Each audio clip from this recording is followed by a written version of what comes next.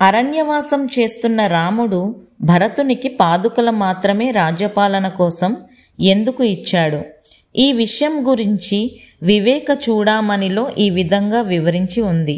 ఇప్పుడు మనం తెలుసుకుందాం.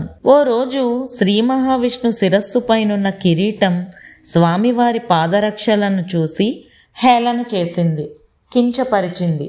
నేను శ్రీ మహావిష్ణు శిరస్సుపై దర్జాగా ఉన్నాను, నువ్వేమో స్వామివారి పాదాల దగ్గర ఉన్నావు.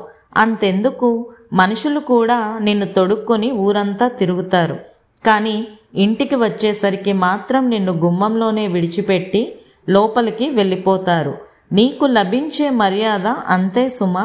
కానీ నా విషయానికి వస్తే నన్ను స్వామివారు శిరస్సుపై ధరించడమే కాకుండా దాన్ని చాలా జాగ్రత్తగా చూసుకుంటూ ఉంటారు. అంతేకాదు, అన్ని అర్హతలున్న చోట మాత్రమే నన్ను ఉంచుతారు. నిన్ను బయటే ఉంచినట్టు నన్ను బయటకు విసరరు అని పాదుకలను చూసి పకపక నవ్వింది కిరీటం. అయినా కూడా పాదరక్షలు కిరీటంతో ఎలాంటి వాదనకు దిగలేదు. కానీ శ్రీ మహావిష్ణు ఏదో పని మీద బయటకు వెళ్ళినప్పుడు పాదరక్షలు తమ గోడు వినిపించాయి. స్వామివారికి కన్నీళ్లు పెట్టుకున్నాయి. పాదరక్షల బాధనంతా విన్న స్వామివారు, పాదరక్షకులారా, నా పాదాలకు రక్షణ ఇస్తున్న మీరు ఎందుకు బాధపడుతున్నారు? మిమ్మల్ని నేనెప్పుడూ తక్కువ చేయలేదు కదా, కిరీటం అన్న మాటలకు బాధపడుతున్నారా అని అడిగాడు. వెంటనే పాదరక్షలు తమ గోడునంతా మళ్ళీ విడమరిచి చెప్పాయి. వాటిని విన్న స్వామివారు, ఇందుకా బాధపడుతున్నారు? దాన్ని మర్చిపోండి, కిరీటం మాటలు పట్టించుకోకండి.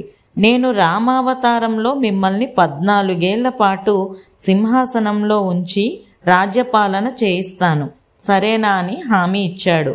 ఆ మేరకే శ్రీ మహావిష్ణు రాముడుగా అవతారం ఎత్తినప్పుడు 14 ఏళ్లు అరణ్యవాసం చేయవలసి వచ్చింది. అప్పుడు సోదరుడు భరతుడు రాముడి పాదుకలను తీసుకొని వాటిని సింహాసనంలో ఉంచి పాలన చేశాడు. అప్పుడు పాదుకలు తమ స్థితిని తలచి ఎంతగానో సంతోషించాయి.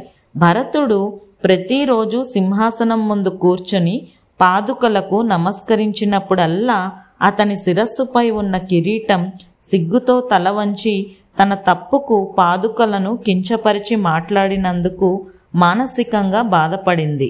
ఈ సంఘటనతో తెలుసుకోవలసిన విషయం ఏమిటంటే, ఎవరిని చిన్నచూపు చూడకూడదు.